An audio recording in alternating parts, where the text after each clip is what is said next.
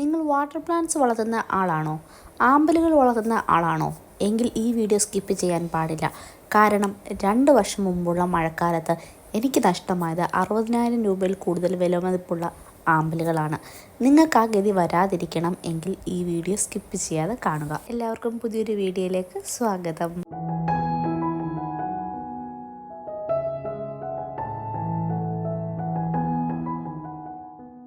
മഴക്കാലം water plants വളർത്തുന്നവർക്ക് പലതരത്തിലുള്ള വെല്ലുവിളികളുണ്ട്. അതിൽ മെയിനായിട്ടുള്ള താരം കൂത്താടിയും കൊതുകും തന്നെയാണ്. എന്നാൽ അതിലും വലിയൊരു ഭീകരൻ ഉണ്ട്. ഒരു ദിവസം രാവിലെ ചെന്ന് നോക്കുമ്പോൾ ആമ്പലിനകത്ത് കാണുന്ന കാഴ്ചയാണ് ഇത്. ആമ്പലിൻ്റെ ഒന്നും ചുവട് ഭാഗമില്ല. ലീഫുകളും തണ്ടും മുട്ടും എല്ലാം ഇതേപോലെ കട്ട് ചെയ്തിട്ടേക്കുന്നു.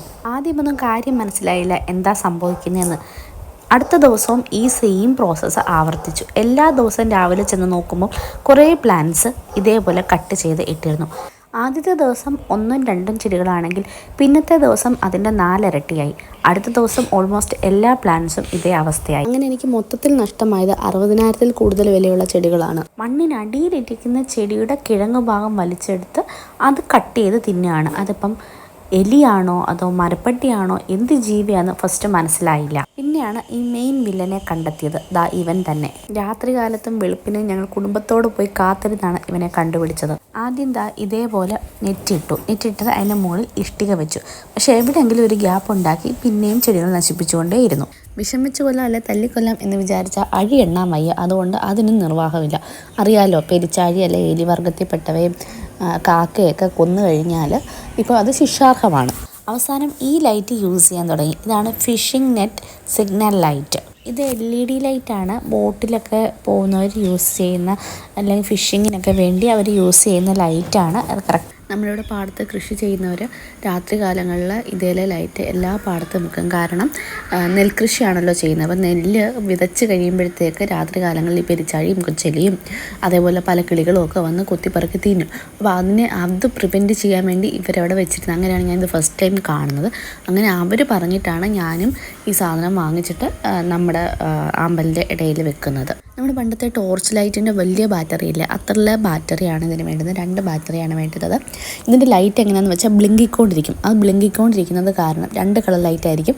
ബ്ലിങ്കിക്കൊണ്ടിരിക്കുന്നത് കാരണം അധികം ഈ ജീവികളൊന്നും അടുത്തോട്ട് വരത്തില്ല. അതാണ് ഇതിൻ്റെ പുറകിലെ കാര്യം. കണ്ടത്തിൻ്റെ ഇറമ്പായതുകൊണ്ടായിരിക്കും ഈ പെരിച്ചാഴിയൊക്കെ വന്ന് നമ്മുടെ ചെടികൾ നശിപ്പിക്കുന്നതെന്ന് ആദ്യം ഞാൻ വിചാരിച്ചത്. എന്നാൽ അങ്ങനെയല്ല. വേറെ പല ഫ്രണ്ട്സുമായിട്ടും അറിയാവുന്നവരൊക്കെ ആയിട്ട് സംസാരിച്ച കൂട്ടത്തിൽ ഇങ്ങനെ പലരും പറഞ്ഞിട്ടുണ്ട് അവർക്കും ഇതേ സെയിം അനുഭവം വന്നിട്ടുണ്ടെന്ന്. അപ്പോൾ നിങ്ങളും കെയർഫുള്ളായിരിക്കുക. മഴക്കാലത്താണ് ഈ സാധനത്തിൻ്റെ ശല്യം ഏറ്റവും കൂടുതൽ വരുന്നത്. മണ്ണിനടിയിലേക്ക് ചെന്ന്, അതായത് മണ്ണിനടിയിലാണല്ലോ ഇതിൻ്റെ ചുവട് ഭാഗം ആ കിഴങ്ങ് ഭാഗം ഒക്കെ ഇരിക്കുന്നത്, അത് പിഴുതെടുത്ത് ആ ഭാഗമാണ് തിന്നുന്നത്. ആ സാധനം നഷ്ടപ്പെട്ട് കഴിഞ്ഞാൽ പിന്നെ അറിയാമല്ലോ, ചെടി കിളുത്ത് വരത്തില്ല, നശിച്ചു പോവും. നമ്മുടെ രണ്ടാമത്തെ വെല്ലുവിളി എന്ന് പറഞ്ഞാൽ കൊതുക് ശല്യമാണ്, കൂത്താടി ശല്യമാണ്.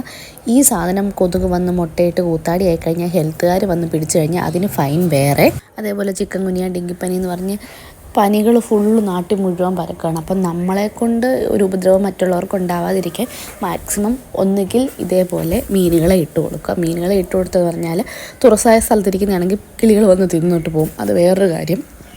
ഒന്നുകിൽ ഇതേപോലെ മീനുകളെ ഇട്ട് കൊടുക്കുക, അതല്ല എങ്കിൽ ഇതേപോലെ അസോള ഇട്ട് കൊടുക്കുക.